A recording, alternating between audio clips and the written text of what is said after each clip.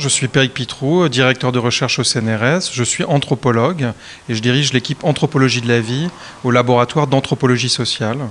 Et l'objectif de cette équipe est de réfléchir à la façon dont les humains interagissent avec les êtres vivants dans des sociétés très diverses et quelles sont les conceptions de la vie qu'ils vont développer en fonction de ces interactions.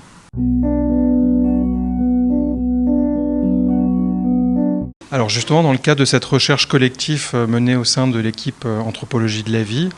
nous sommes intéressés par toute une série de discours qui ont émergé dans le monde contemporain et qui suggèrent que pour sortir de la crise écologique, les humains devraient imiter la nature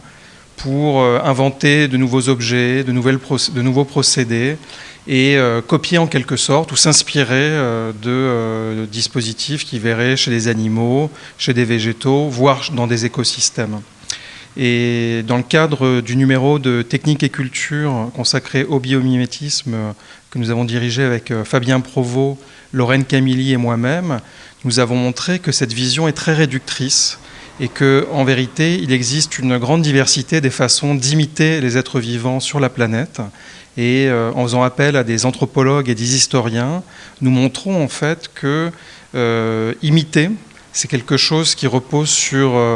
toute une chaîne d'opérations, toute une circularité entre l'observation des systèmes vivants et la construction de systèmes techniques. Et surtout, l'approche anthropologique montre que dans toutes les sociétés, la façon d'imiter le vivant repose sur des conceptions de la nature qui sont différentes et aussi sur des projets sociaux qui sont très divers. Et pour synthétiser,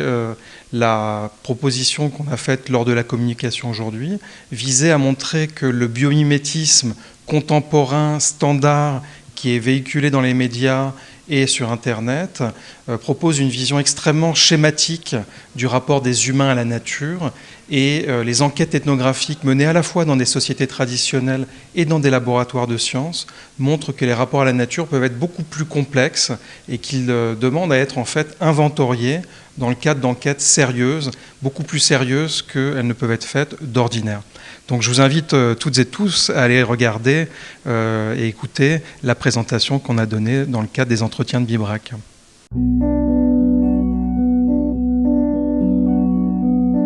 Si je vous propose une solution qui résoudrait tous les problèmes, c'est très difficile en fait de la critiquer. Or, l'analyse un petit peu scientifique, à la fois du côté des sciences de la nature et des sciences sociales, des promesses liées au biomimétisme, montre qu'il y a surtout en fait un discours assez stéréotypé, qui ne repose pas vraiment sur des découvertes scientifiques,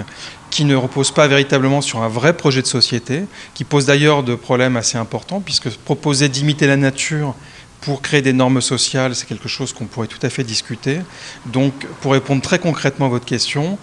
sortir de la crise écologique et avoir de nouveaux choix de société ne repose pas sur le biomimétisme tel qu'on nous le présente. En revanche,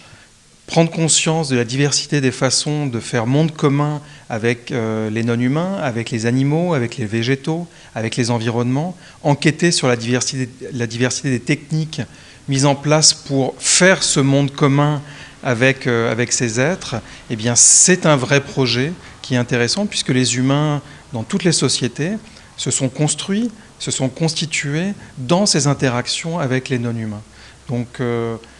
en ce sens-là, il y a des biomimétismes. Ça peut être une piste s'il s'agit d'aller suivre en quelque sorte la diversité des manières de construire des collectifs, comme l'explique Descola. En revanche, s'il s'agit juste d'appliquer une grille pour faire des objets techniques à partir de l'observation d'organismes, c'est une approche très réductionniste et dans le fond qui est bien souvent beaucoup plus mercantile qu'on pourrait l'imaginer.